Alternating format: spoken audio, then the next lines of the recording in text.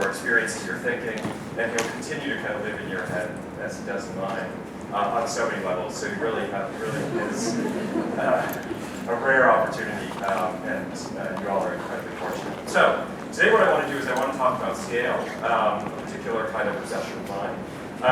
And scale for me is a really important sort of problem on the one hand, because in the 21st century we're always having to deal with the issue of scale.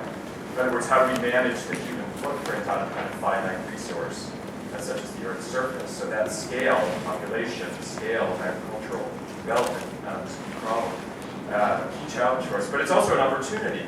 We think often about how we scale up small innovations. So how can we take things that people are doing at the very local level, the neighborhood level, even within their own homes, and scale that up. So scale becomes a really interesting way to think through certain kinds of problems and certain opportunities in the 20th century. As Clive said, I direct the Transdisciplinary Design Program.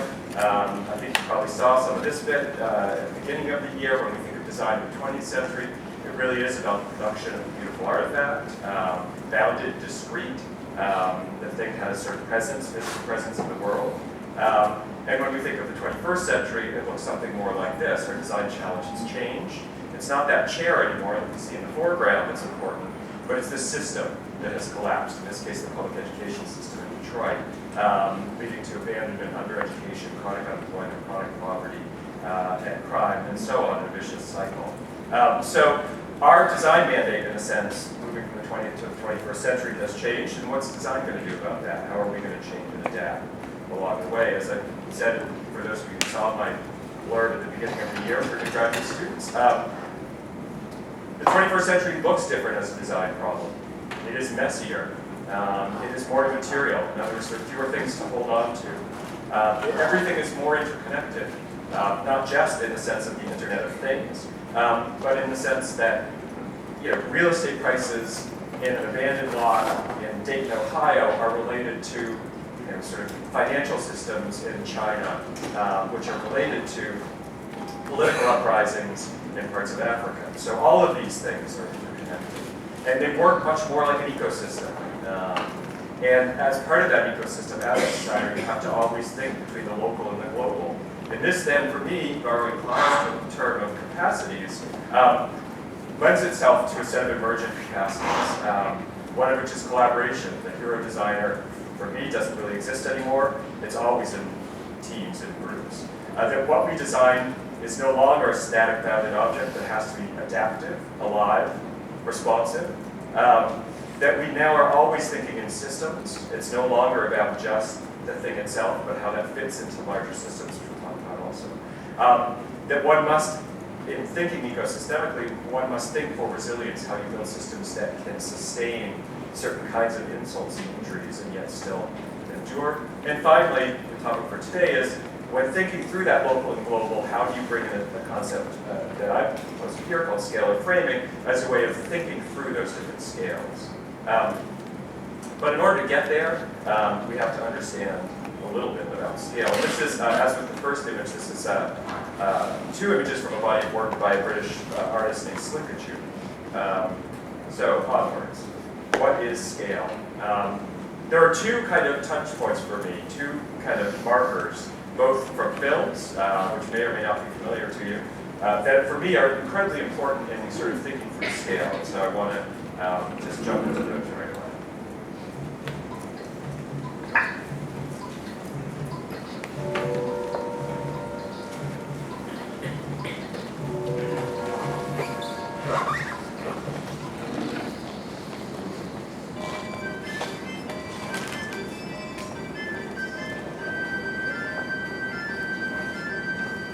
The picnic near the lakeside in Chicago was the start of a lazy afternoon, early one October.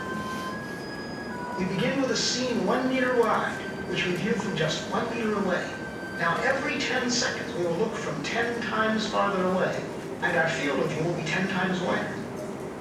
This square is 10 meters wide, and in 10 seconds the next square will be 10 times as wide. Our picture will center on the pictures, even after they've been lost to sight. 100 meters wide. The distance a man can run in 10 seconds. Cars crowd the highway. Powerboats lie at their docks. The colorful bleachers are Soldiers Field. This square is 1 kilometer wide, 1,000 meters. distance a racing car can travel in 10 seconds. We see the great city on the lake shore. 10 to the 4th meters, 10 kilometers. The distance a supersonic airplane can travel in 10 seconds. We see first the rounded end of Lake Michigan, then the whole Great Lake, 10 to the 5th meters. The distance an orbiting satellite covers in 10 seconds. Long parades of clouds, the day's weather in the Middle West. 10 to the 6th, a 1 with 6 zeros, 1,000,000 meters. Soon the Earth will show as a solid sphere. We are able to see the whole Earth now, just over a minute along the journey. It's hard to, use on stage, but it's very, very special because you can see the numbers all go to 11. Boom, right across the board. 11, 11, Most of 11. amps go up to 10. Exactly. Does that mean it's louder? Is that any louder? Well, it's 1 louder, isn't it? It's not 10. You see, most blokes are going to be playing 10. You're on 10 here, all the way up, all the way up, Yeah. all the way up. You're on 10 on your guitar. Where can you go from there? Where? I don't know. Nowhere, exactly. What we do is if we need that extra push over the cliff, you know what we do? Put it up to 1. 11, exactly. 1 loud. Why don't you just make 10 louder and make 10 be the top number and make that a little louder? He's going to 11. Okay, so you might know that this famous scene from Spinal Tap. For those who aren't familiar, it's a fake documentary about an aging rock and roll band, sort of a hair metal band. What's interesting for me there is a couple of things. First, it's the idea of going over the cliff that Nigel Tufnell describes, and in switching from 10 to 11, that little extra bit. What happens when you go over the cliff? But more importantly, I think that the conversation between Nigel Tufnell and Rob Reiner, the person interviewing him, is this kind of argument about the nature of scale. Is scale something that exists in the world, it's physical and we know it, or is it actually an artificial human construct? And what is that relationship between the things that we know and measure with our human body and the systems that we use to understand their scope? So going back to the Ennis clip, the Powers of 10, which hopefully you've seen, that is important for a couple of reasons. One, simply it's a mechanism I'm going to pick up later on in this presentation in terms of the ways in which they use a frame to give us a sense of scale and the shifting of scale. But more importantly, I think, is that as they shift scale, the scene changes. So first it's two picnickers on a blanket, but as they move up in scale, suddenly the context changes and the nature of what you're looking at changes to the point where when you get to the solid sphere of the Earth, that's a really important image in the history of sort of image making, because when we first got back the images of the Earth from outer space, it really was one of the signal moments in the environmental movement where people started to realize that we live on a very tiny, very bounded, fragile planet. And so that shift in perspective from the very local, from the very personal, all the way up to the kind of global, if not astronomical, allows us to see the problems in very different ways, and that's a little bit what I want to explore today. But in order to understand scale a little bit more, I want to dive into two dimensions of it that I think are kind of interesting. And scale for me is something that I think of as sort of blindingly obvious. On the one hand, we all understand it, we see it all the time, it's part of our lived experience. On the other, it's so obvious we don't really pay attention to it, we don't really understand its characteristics, and that's what I want to explore a little bit to begin with. So, a few years ago, New York Times reported that the kilogram was losing mass. So in weights and measures, there are sort of universal international standards. This is actually the kilogram. This is what every other kilogram, all other weight systems are measured by. It's held under 3 bell jars, as you might be able to see there. And the problem was, as with most physical stuff, that it was losing mass. So that, as it got lighter in a sense, we all got a little bit heavier. And in fact, it's quite interesting because there's a wonderful project that's being done by a weights and measures company where they are weighing something with a super sensitive scale in all parts of the world. And in fact, gravity itself, because our Earth is not perfectly spherical, gravity shifts from place to place and you weigh more or less in different parts of the world. So understanding that mass, and this was the problem historically with weights and measures, was that if you made an iron bar to be the meter, the problem was it starts to lose mass over time because of physics. And as a result, it is no longer a standard measure. So scientists wanted to solve that particular problem. So instead of this sort of physical thing that you can hold in your hand, they now define, and we'll use a meter here, a meter is the distance that light travels in a vacuum in 1/299,792,458 a second. Okay? So measured scale, that went from something that was connected to our body that we could feel and perceive, is now decoupled from the body, and it now becomes something that actually 1/300th of a million second you can't perceive physically. The human eye is not fast enough. And it's a vacuum which we can't really produce in terms of everyday experience. So this way to understand scale by measure starts to get decoupled from the physical body and starts to then be a kind of conceptual understanding of it. And this is true, they're trying to also now find a substitute for the kilogram because they have this problem that the kilogram is no longer exactly a kilogram. So another example of this decoupling. So if I open up a file in Microsoft Word, and I open up a letter-sized piece of paper, so letter size 8.5 inches by 11 inches. And I open that up on my computer right here in front of me. And if I look at that at 100%, if you look at the very top, you can see they have a little scale thing that says 100%.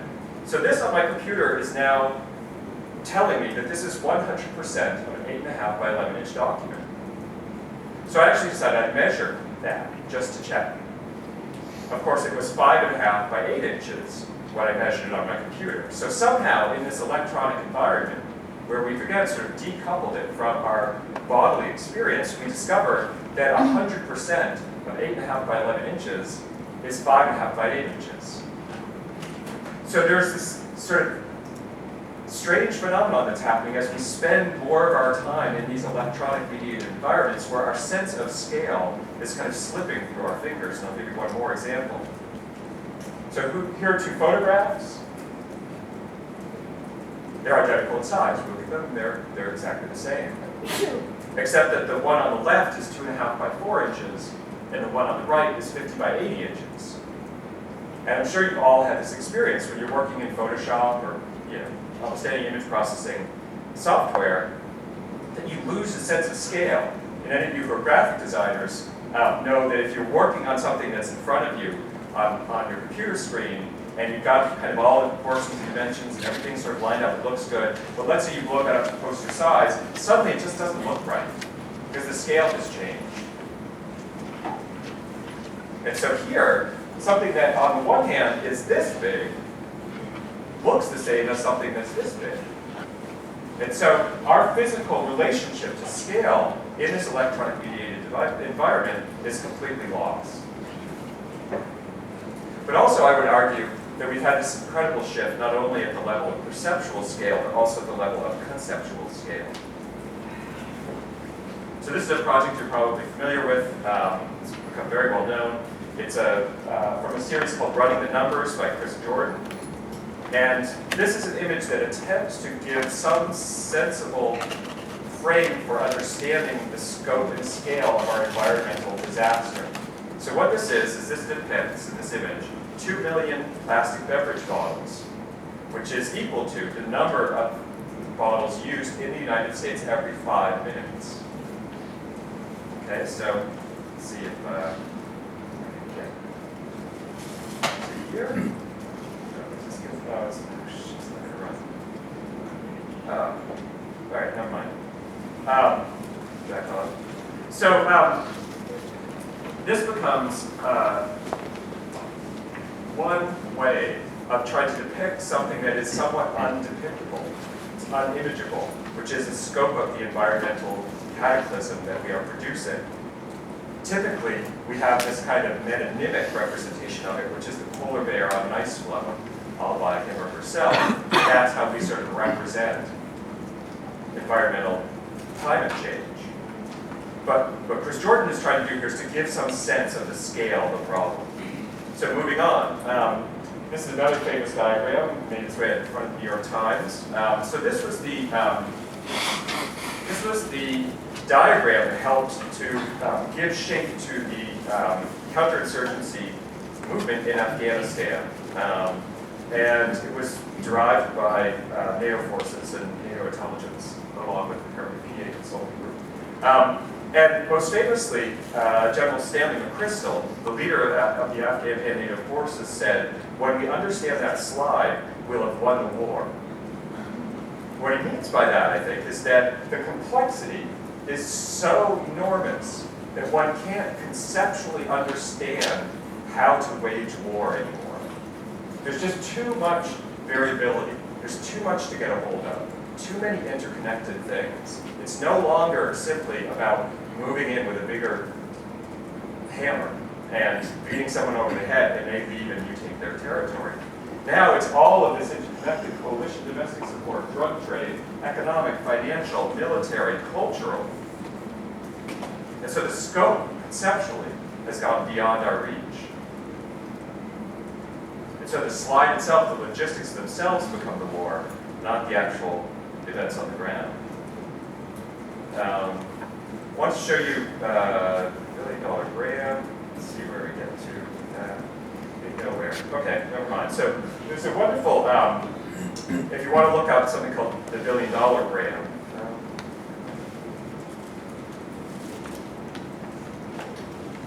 Yeah, I'll just turn it over here. Let me see if I can get this. This is working to it. I may regret this.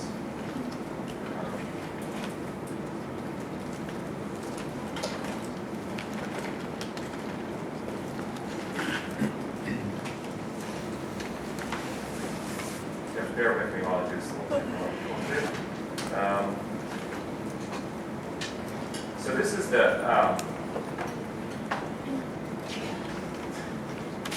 Chris Jordan piece. Let's sort of see it first.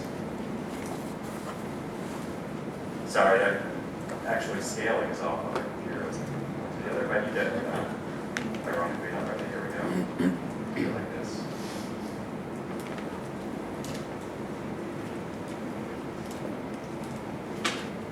And this is a photo composition, so this is not something that exists in the world. This is actually something that he created in Photoshop.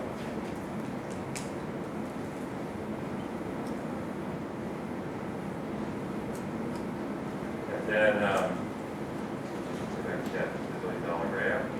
So this is a site by David McCandless, who's an information designer. I'm going to have to show you a small bits here. I can try to get more of it here. So what he's done is he's come to the conclusion that we just simply don't understand scale anymore when it comes to spending. So what he wanted to do was create something that helped us to understand the relationship of massive expenditures of money. So this is in the billions of dollars, each of these, and each square represents, a visual depiction of a number of $1 billion. So the U.S. defense budget up here in these corners, $440 billion compared to Russia at 11 and China at 60. Obviously, it's much larger. When you look at the what's right next to it here, you get $465 billion. What it would take to feed and educate every child on Earth for 5 years. Compare that to what's next to it, which is the Iraq War estimated total. And you begin to see the kind of perversity of the scale of these numbers. And then there's some wonderful things to compare. Walmart revenues compared to Google, compared to bribes by Russian officials. What it would take to send a manned mission to Mars. What it would take per year to ship the entire world to solar power and renewable energies. Compare that to this, the Iraq War estimated total. You begin to see that what happens when you actually start to picture scale. It gets even more interesting. Foreign aid given by world's major nations, just a hair bigger, metaphor than the internet and porn industry. Gift cards, almost as big as the yoga industry, just a bit smaller than video games. There's amazing, great comparisons, and he updates this quite frequently. The Marshall Plan, rebuilding Europe, over here, $115 billion. The New Deal, $500 billion. And in yellow, the worst case total cost of the financial crisis to the U.S. government, and it continues. The total cost of financial crisis to the U.S. government to date, $2 $2.8 trillion. Compare that, say, to what it took to rebuild Europe after World War II, 150. Or Africa's entire debt to Western nations. So, you get these remarkable shifts in scale. So where are we now? We now are at this interesting moment in relationship to scale. This is a piece by Aaron Bartol, which is a physical installation in a plaza. And what he's trying to do here, which I think is so deceptively funny, is to play with the way in which, as I talked about, that relationship with the mediated environment that we live in, our physical sense of scale, is being disrupted by the kind of overlay of the internet onto our everyday experience. So that kind of augmented vision that you get through, currently probably your phone, eventually through your Google Glass or whatever glass you're wearing, starts to play with. And we all think about this when we're wandering around the city. We now sort of think through Google Maps as we move around the city if we're familiar with it. So in this case, we're really looking at this world sort of put into our world. Actually, one quick thing while back to this.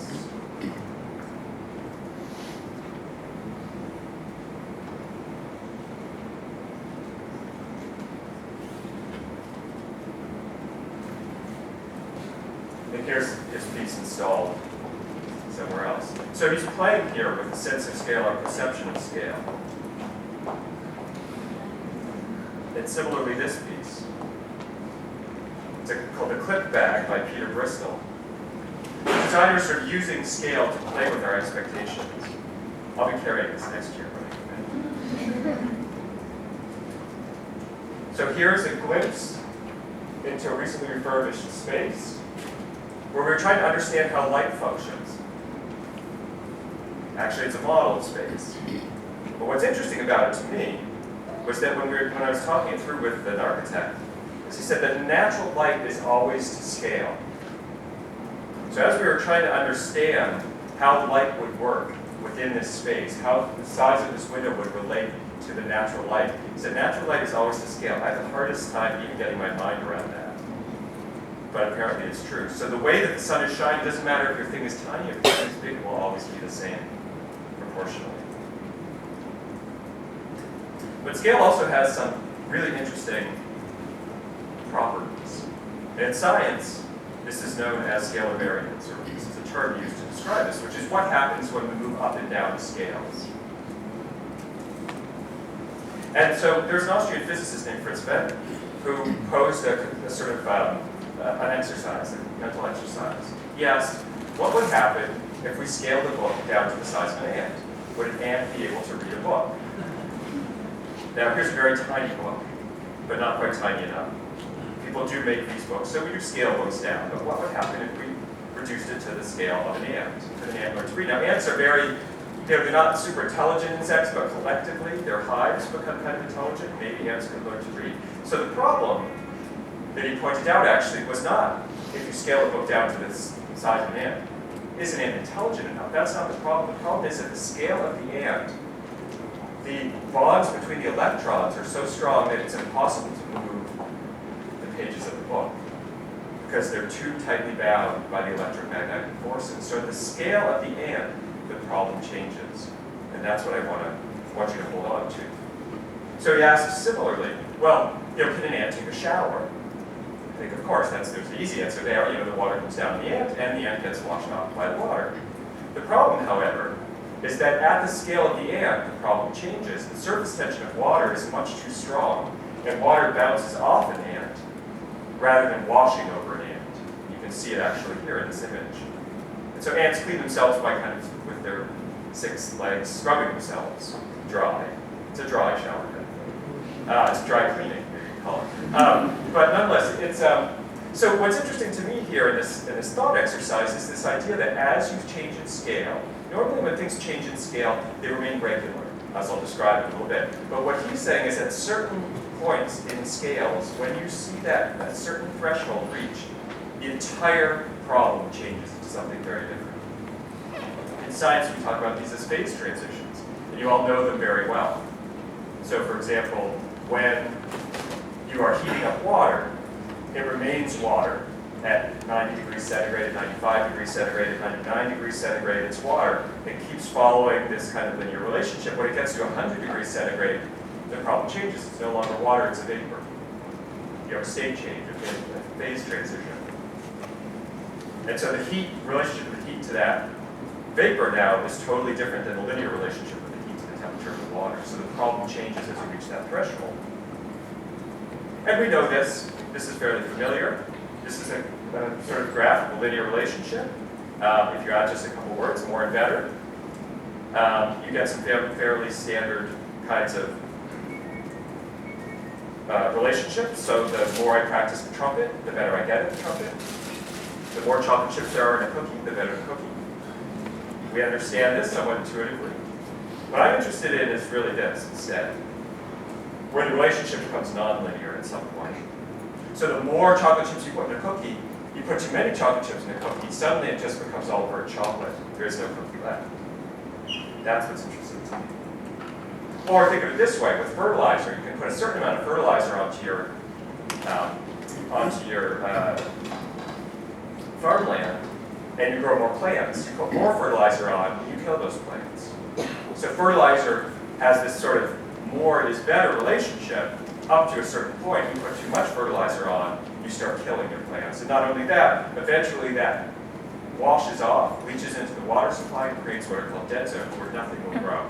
So this thing that where a little bit of fertilizer helps, and fertilizer's been massively important in helping to feed and sustain population growth, you add a little bit too much, suddenly you create the opposite effect, something very different. And you see it with cars as well on the roads. So a lot of times when people want to solve the problem of traffic, what they do is build bigger roads. The problem is, as you get more cars on bigger roads, you get more traffic. The opposite happens. So let's look at some examples of that in design in particular that I think are relevant for this. So the first, this idea of less is different. This is a typeface that Matthew Carter designed in 1976 called Bell Centennial. This was designed for the U.S. telephone book. The telephone book was a large book full of numbers, yellow often, sometimes white. The problem with the telephone book was you had to get millions, in some cases hundreds of thousands of names, into these on very cheap paper. And when you print in ink on very cheap paper, the ink tends to spread. And when you're trying to use a very tiny typeface, you get this problem, which is the counterforms, which are the empty spaces, like the space within the sort of circle of the lowercase g. Those spaces tend to fill with ink, and things become illegible. And so what happens is typefaces at certain sizes keep very standard proportions. So if you're looking at Bell Centennial at 200 points, or 144, or 96, or 24, or 14, the relationship of all the parts are identical in proportion. But as you move down to 7 points, which is what the Bell telephone book was printed at, you suddenly have, the problem changes. You suddenly have to do something different. And what type designers do is they create something called ink traps. And these are these little kind of gouged out areas here. And what they do is they actually anticipate the spreading of the ink on cheap paper. So they're expecting the ink to fill in those little ink traps. Those traps hold the ink, so the letter forms aren't mutilated by the spreading ink. So as you move down in scale, the problem has changed. It's no longer one of keeping the typeface exactly the same. Now you have to change it. But there's a more interesting example as you get further down. This is a typeface by Mathieu Marchand, called Minuscule. And here, you can see this is at 3 points. You can see some of the same effects of trying to sort of gouge out and open up the letter forms. But it's much more interesting when you get down to 2 points. Again, less is different. Here at smaller scale, it's not only that he's had to radically open these letter forms and change them. This is a typeface that was designed both for print and for screen. And it does in fact work if you can, as you look down, these are relatively small, you can read this quite clearly. But what's interesting to me is not just that the letter forms have become irregular in shape. It's that as you move down to the 2-point scale, the perceptual system changes. If you look at the O in typograph, what's happened is he's actually had to completely invert the relationship of black to white, of figure to ground, of stroke to counterform. And you can, as you look at that, actually your mind sort of fills in the circle around that black square. And so as he's moved down in scale, he's actually had to anticipate an entire shift in your perceptual system, so the problem has changed. Now, imagine you're a filmmaker today, and you have to make a film that has to show on these massive IMAX Jumbotron screens. And you want to make an incredibly immersive kind of film. And so you create this remarkable scene. This is a famous still from Ridley Scott's Blade Runner. And what you're hoping is that the cinema goer is going to be fully immersed in this sort of dimensional space. Incredible. Where the set designer and all the people working on this film are working to create this incredibly deep, detailed, immersive space. But oh yeah, if you're a film director in 2013, people are going to see it on the IMAX screens. You're also going to see it on this. So imagine now you have to design for the fully immersive as well as the incredibly tiny. And what happens is, as we saw with television, as the medium changes, the way we tell stories actually changes, as happened with the advent of television. Changes from theater, and that certain things become much more powerful at a certain scale and with a certain medium. In this case, what they discovered with very small video is that two things work very well. You can see one of them in this, which is big faces. They're just very legible and readable. The other thing that works very well is animation, because it's simple lines and clear spaces. So it's not surprising that MTV reintroduced Beavis and Butthead, animation, big heads, right around the same time that we started watching video on small screens. So I want to move on to another example of this instance where the scale shifts and the problem shifts. And this is something I have labeled the Internet Inverse Feedback Phenomenon, otherwise known as the IF, which has never caught on as me, but I still think it will someday. So many of you have probably gone to recommender sites. TripAdvisor is one of those recommender sites, where users generate content, and you find out whether something is good or not by all the wonderful feedback that people give. The interesting thing about these user-generated feedback sites is, for those of us who have been around since the kind of early days of the internet, was in the beginning, it was populated almost entirely by cranks. Those are people who just had something bad to say. And so when you go onto these sites, you just see a bunch of idiots saying idiotic things, and it was garbage. It was worth nothing.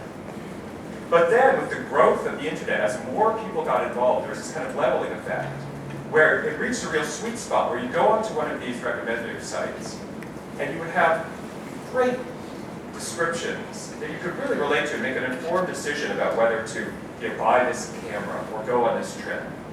So a few years ago, I was looking to go on a trip with my family to Mexico. So we went on to TripAdvisor, which has user-generated comments. And here's what we read. We were looking for a small kind of hotel in Tulum. So we come across this review. I come across this review. Oh my God, amazing, amazing, amazing. I knew this place would be beautiful, but pictures do not do justice for Posada del Sol. Also, I was kind of skeptical because of a recent review below. We just stuck with our reservation and hoped for the best. So glad we did. Being there in person is way better and it surpassed my expectations. It's amazing. The hotel itself is beautiful and the beach is amazing. It's on this more or less private boat with just a few people on the beach. Some days my boyfriend and I would have the beach to ourselves. We'd have the windows open every night to let the breeze from the sea in and refresh the room. Never had problems with bugs or mosquitoes because there was a lot of breeze. The sounds of the waves would lull you to sleep. Perfect. Perfect. Exactly what we were looking for. Except, two reviews further down, you read this. Warning, worst hotel experience ever. I was supposed to stay at Posada del Sol for 2 nights and booked over internet. Here are some of the problems there were with this property that I did not anticipate, nor was I warned of. No privacy in the room. Drapes do not cover windows that look out onto the main road. Not so bad. Number 2, dirty and stained bed linens and towels. Okay, let's get one more. Number 3, no electricity at night. I had to go out and sleep in the back seat of my car. Now you know you're in a good hotel when you have to go out and sleep in the back seat of your car. Number 4, no screen on the window in bathroom to keep bugs out, and there was an exposed outlet with wires hanging out of it in the shower. Number 5, not on the beach. And the beach it is across from is very small and crowded, shared by at least 2 other hotels, all of which actually give their guests beach towels. I have stayed at 5-star hotels as well as hostels and B&Bs, and I don't mind roughing it. This was way beyond roughing it, though. It was positively awful. Please, if you want to actually enjoy your vacation, do not plan on staying here. So what's happened here is this incredible shift. When the sort of internet got big enough and enough people got onto this system, it broke. And it broke because for every recommender site you go on today, and I challenge you, what you will find is an incredibly persuasive, rationally argued reason why you should buy or do this thing, and an incredibly persuasive, rationally argued reason why you shouldn't do that. And so something in the scaling up of these services has led to the complete breakdown of them, where really you can't get anything out of them anymore. It's not garbage in, garbage out, it's sort of like quality in, garbage out. In the beginning it was garbage in, garbage out. Now it's sort of quality in, garbage out. These are thoughtful reviews by sensible people, and yet you can't solve it anymore. So I also want to look at another aspect of these kinds of changes, which is cascading system change. And this is the instance where the introduction of something small creates outsized or large changes. So we know about this in ecology, for example, where we have algae blooms. So an algae bloom is sort of an algae, a very small invader into lakes, invasive species, starts to take over and prosper in an ecosystem for which it wasn't really intended. And what happens with algae is they can end up actually killing lakes because it grows so fast, it has nothing to predate on it, and it eventually sucks up all of the nutrients in the lake, and the lake becomes dead of everything else. So this very small change creates this cascading issue. We also see this with feral pigs, wild pigs in West Virginia. The introduction of wild pigs led to this massive explosion in pig growth because there were no predators for them. And this then leads to the decimation of other small animals that the pigs actually feed on, that the rooting that they do in the ground leads to soil erosion, and that interrupts the nutrient cycle within an ecosystem. So this introduction of something, a pig, a couple of pigs into the system leads to the kind of collapse of the nutrient system within it. This is known as cascading change. And so these authors, Gunderson and Peterson and Pritchard, in Resilience of Large-Scale Resource Systems, describe this effect. They call it cross-scale transformation. Quote, the brittle state presents the opportunity for a change at a small scale to cascade rapidly through a system and bring about its rapid transformation. This is the revolt of the slave variable. And I have no idea what the slave variable is. It sounds interesting. I like that it's revolting. But what's important to me here is we seem to have lots of examples where we can think of changes in where small changes create sort of cascading negative outcomes. But are there examples we can think of where small changes can make tremendous beneficial outcomes? Because that's really our challenge as designers, is to think about how is there a way with these massive connected systems to actually make systems change? What can we do to trigger large-scale change? Is there a way that we can do that? One interesting example of this comes from traffic control. So there's a Dutch traffic engineer named Hans Monderman who was asked in this town of Drochten to deal with this intersection. The problem was too many cars, too many accidents, everyone's trying to get through, everybody's in a rush. And so from a traffic engineering standpoint, you would think if this is not working, well, we need more of something, better signs, more signs. You've got to put more in there in order to solve this problem, right? What does Monderman do? He gets rid of everything. His solution is not to continue up that linear scale, where the bigger the problem, the bigger the hammer. More cars, more problems equals more traffic control. He actually inverted it completely and said, no, the way to solve this problem is to reframe it completely and to change it completely. And he does that by removing everything. So he actually pushes pedestrians into the street. He moves the curb signs closer to the intersection. He takes away all signage. And what's important here is to understand that it's not just about sort of the recalibration of the existing system. It's the changing of the entire system itself. Where this change, actually sort of less is more. By taking away something, what happens is you change it from drivers being passive in their perception of what they're supposed to do. They read signs, they follow signs. Now it's an active social choreography. So when you come into this intersection in your car, what you're doing is you're looking to see who's there and who's not there. And the way that Monderman used to demonstrate this to people who were interviewing him is he would come into this intersection and he would close his eyes and walk backwards into the intersection. And he would do that to show that people will pay attention when the system is set up to oblige them to pay attention. So this transformation created this remarkable shift from a system where you would think to solve a bigger problem you add more to something where you take everything away and you solve the problem. And he did that through a series of small interventions, including putting pedestrians closer to the cars, moving the cafes and such into the intersection as close as he could, so that people paid more attention to what was going on. So I'm really fascinated by this idea that we can make small changes that have cascading large effects. And certainly, we sort of thought we saw this in the Arab Spring.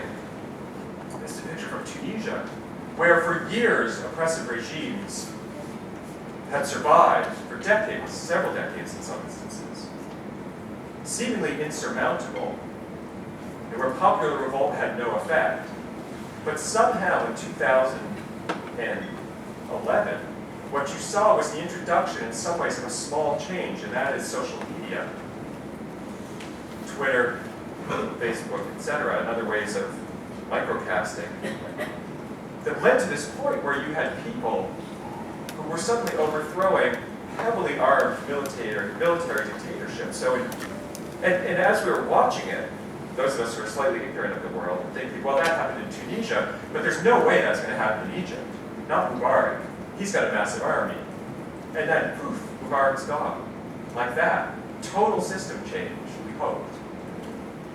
Unfortunately, what we're learning is systems don't change that fast.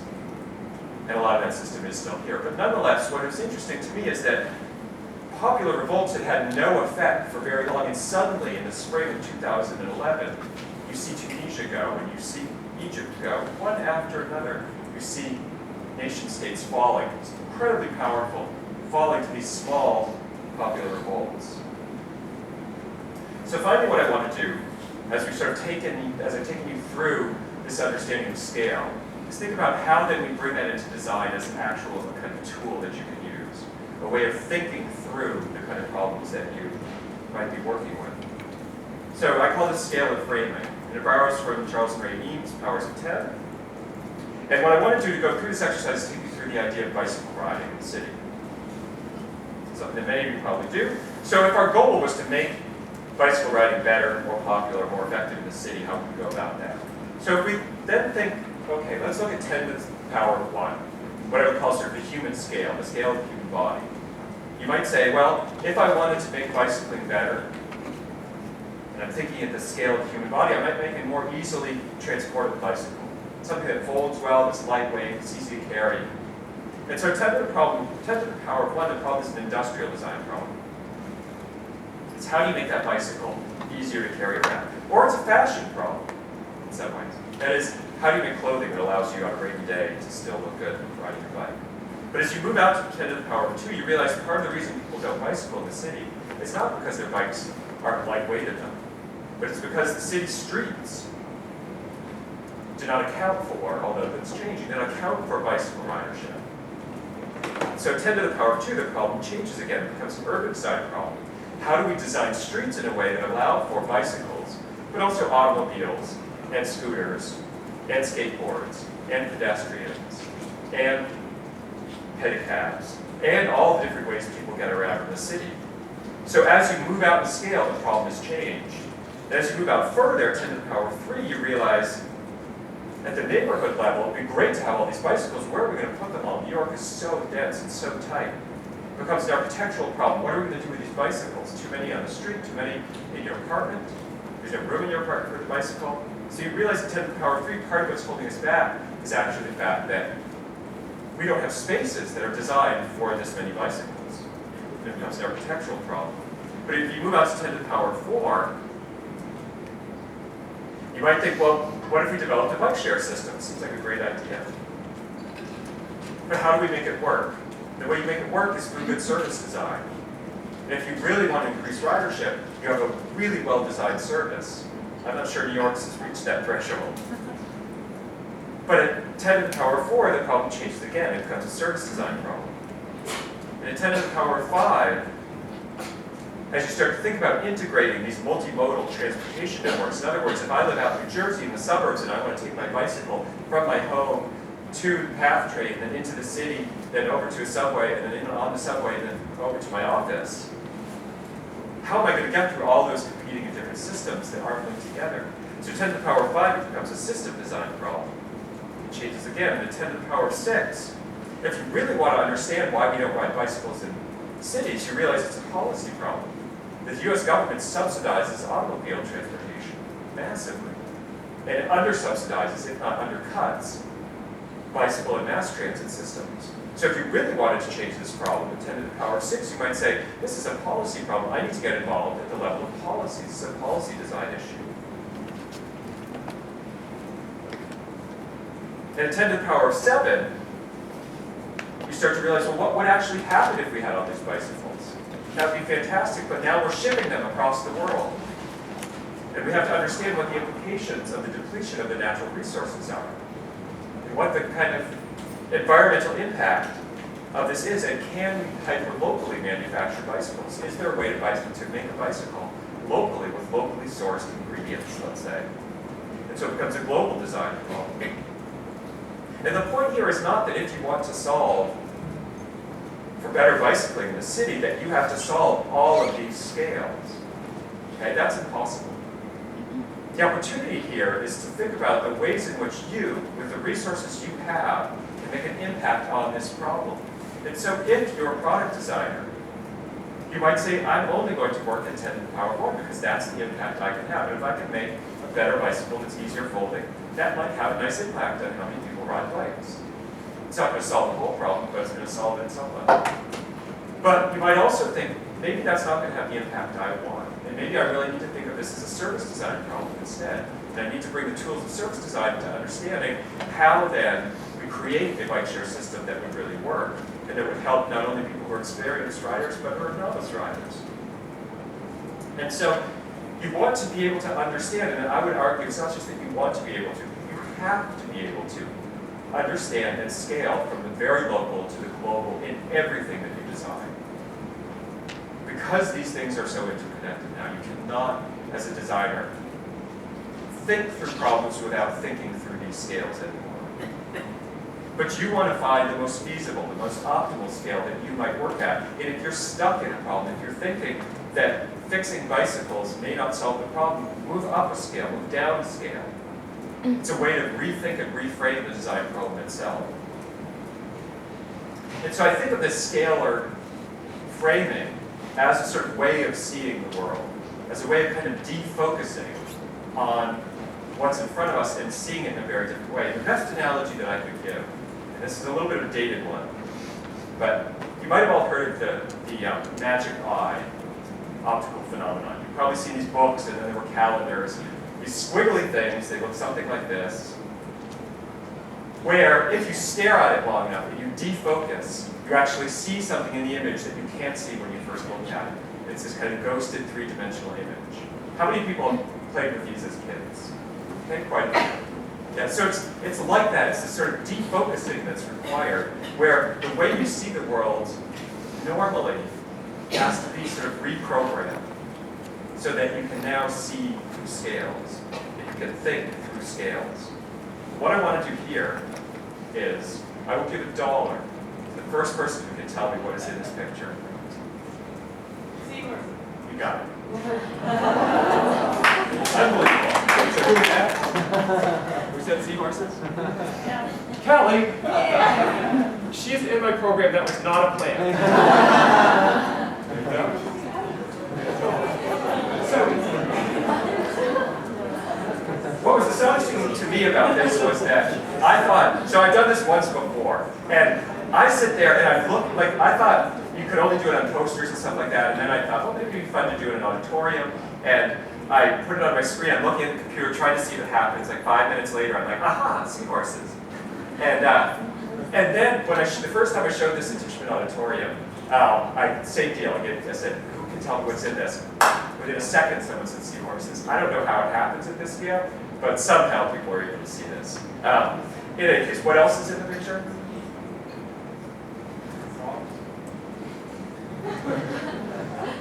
What else is in the picture? Starfish. Starfish. That's great. Okay, so anyway, so as you try to sort of think through scales, you have to realize that it is a process of a kind of defocusing, of seeing the world in a very different way. Thank you very much.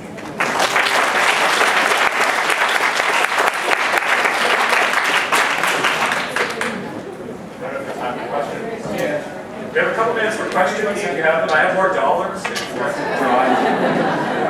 drive. Kelly, I'll expect that dollar back in seminar on Friday. Yeah.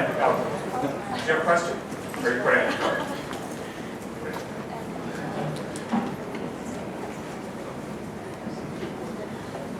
All right. Okay, thank you, Dan. Thank you very much.